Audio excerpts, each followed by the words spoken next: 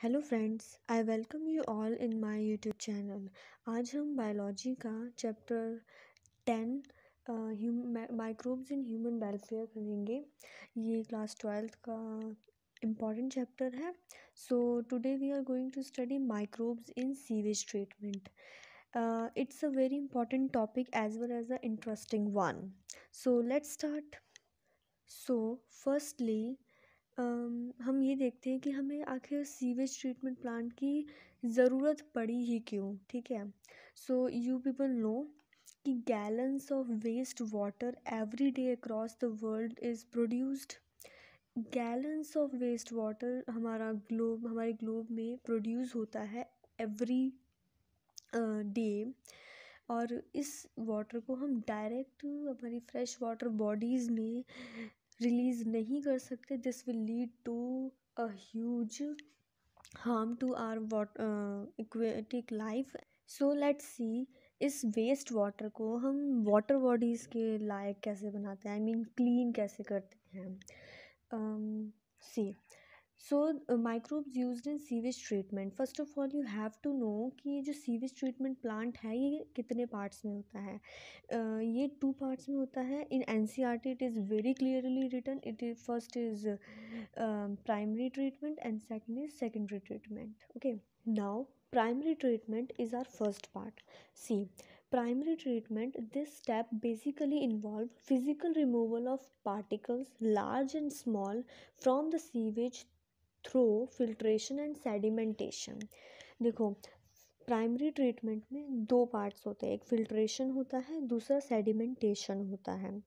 सो इन filtration होता क्या है, फिल्ट्रेशन में हम फ्लोटिंग डिबेरिस को ना रिमूव करते हैं। अब फ्लोटिंग डिबेरिस क्या होता है, as you can see in this picture, bottles, plastics and this thermocol, chips, wrappers etcetera, ये सब हम कहेंगे फ्लोटिंग डिबेरिस में आता है। इसको सबसे पहला काम है इसको रिमूव करना, जो कि हम फिल्ट्रेशन में करते हैं। अगर हम आगे चलें,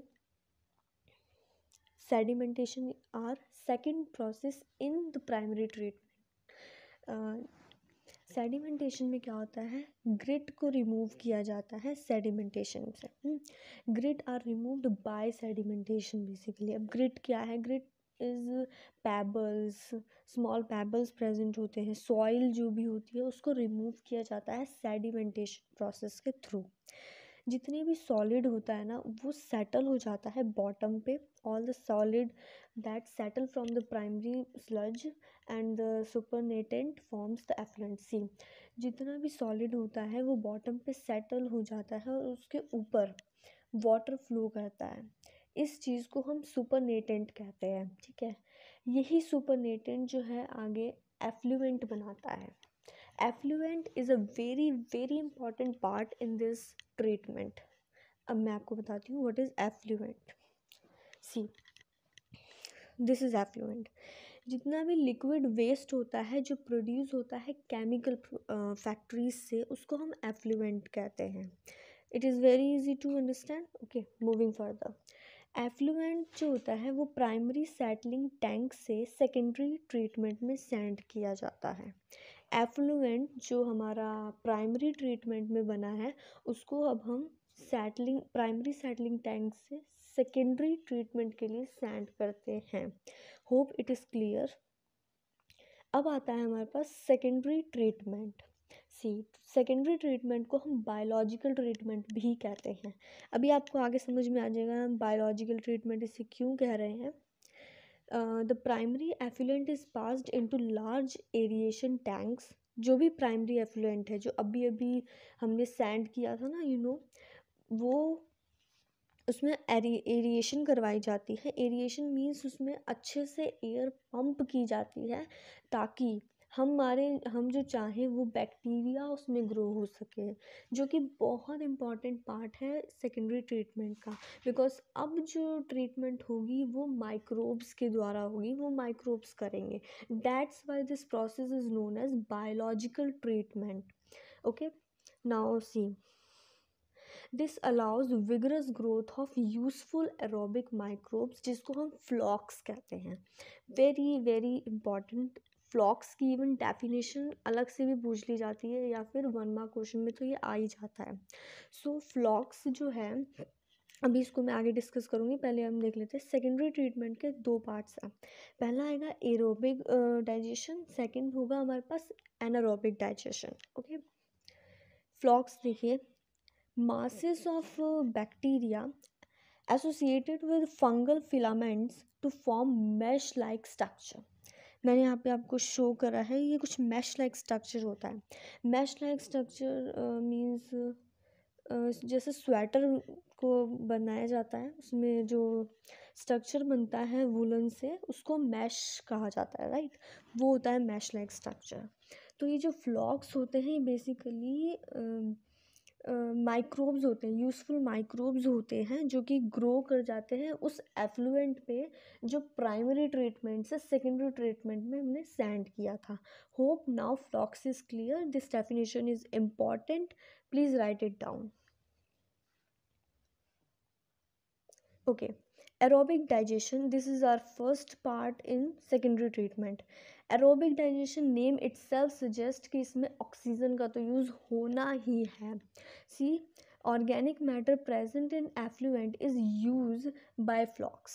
देखो जो ऑर्गेनिक मैटर प्रेजेंट है, क्योंकि अब हमें ऑर्गेनिक मैटर से ही क्लीन करना है पानी को, ये वेस्ट इसीलिए हुआ है क्योंकि उसमें ऑर्गेनिक मैटर प्रेजेंट है, जो कि वाटर बॉडीज़ में अगर हम डायरेक्ट मतलब सेंड कर देते हैं, रिलीज़ कर देते हैं, तो वो वाटर बॉर्न डिजीज़ को इवन ग्रो करेगा, इसलिए ये साफ़ करने की हमें ज़रूरत पड़ रही है पानी से।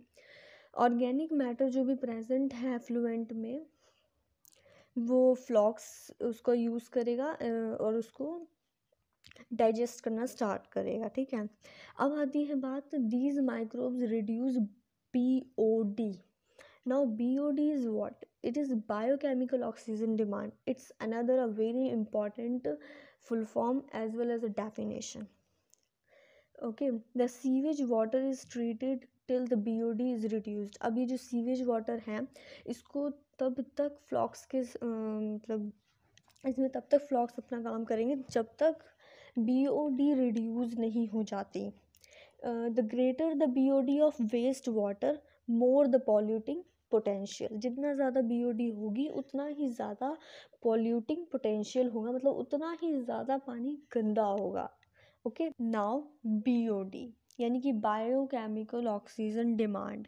इसको समझने से पहले हमें डिज़ोल्व्ड ऑक्सीजन को अंडरस्टैंड करना होगा। अब जो वाटर है ना, वाटर में ऑक्सीजन प्रेजेंट होती है but in dissolved form, right. बहुत ही कम अमाउंट में ही सही, पर ऑक्सीजन डिज़ोल्व्ड फॉर्म में वाटर में प्रेजेंट होती है।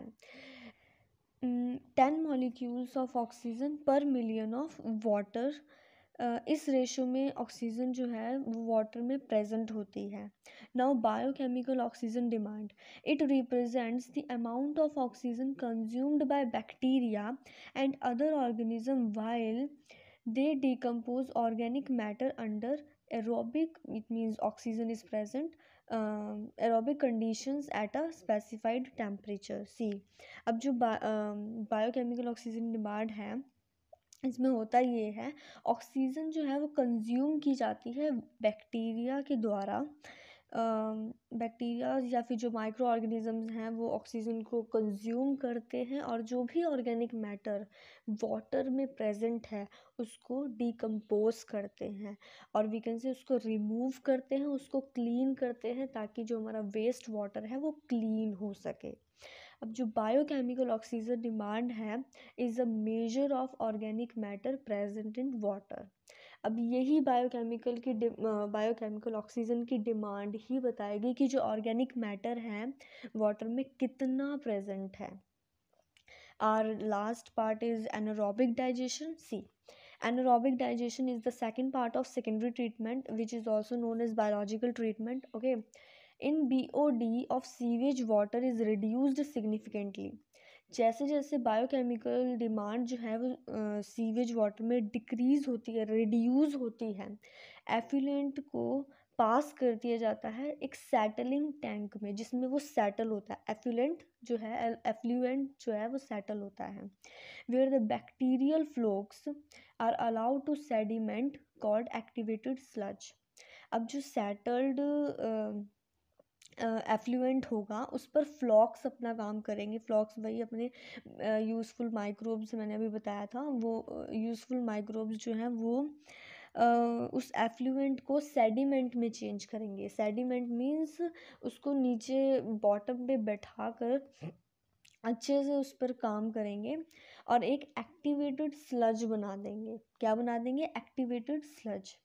अब this activated sludge is pumped back into the larger tank, जिसको हम एनारोबिक स्लज डाइजेस्टर कहते हैं। अब ये बहुत ही इम्पॉर्टेंट सा है एनारोबिक स्लज डाइजेस्टर, एक क्वेश्चन के रूप में भी पूछा जा सकता है।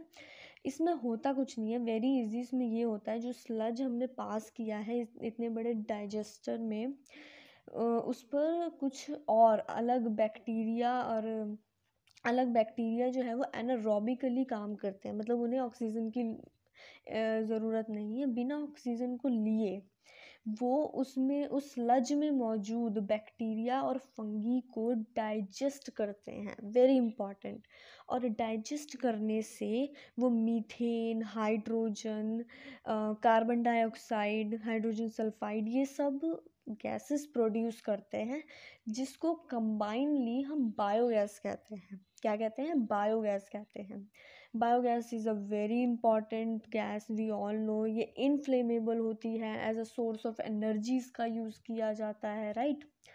सो इससे हम ये जो एनारोबिक स्लज डाइजेस्टर है, इसमें जो हमने अपना एक्टिवेटेड स्लज भेजा था, उस स्लज से बायोगैस प्रोड्यूस कर ली और जिसको आगे एनर्जी प्रोडक्शन में भी यूज़ किया जा सकता है।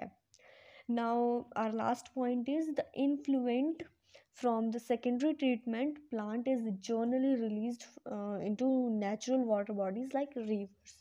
It means अब एंड में जो एफ्लुएंट बचा है वो क्लीन्ड है, काफ़ी हद तक वो क्लीन्ड है, ठीक है। अब उसको जब सेकेंडरी ट्रीटमेंट से हमने एफ्लुएंट को क्लीन कर दिया है, अब वो बिल्कुल तैयार है नेचुरल वाटर बॉडीज़ में या स्ट्रीम्स में रिलीज़ करने के लिए, और फिर हम इसको रिलीज़ कर देते हैं वाटर बॉडीज़ में। Hope you like this, understand each and everything. If you want me to do some corrections, please tell me. Thank you. Please like and subscribe my channel.